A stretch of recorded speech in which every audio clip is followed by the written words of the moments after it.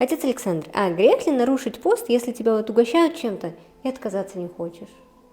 Если человек постится искренне и осознанно, то я не думаю, что окружающие будут его призывать нарушить пост. В этом плане, знаете, я всегда восхищаюсь перед мусульманами, которые держат уразу, и все к ним, знаете, с уважением, там, коллеги на работе, там, о, там, ураза, да.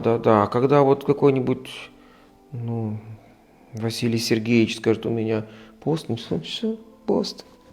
Надо менять эту ментальность. Не вы должны подстраиваться. Это ваше право держать пост. Хотя, знаете, в житии преподобного Сергия есть эпизод, когда игумен был, и он ради братолюбия угощал его рыбой. Тот не отказался. Но это совершенно другое, оба духовных человека.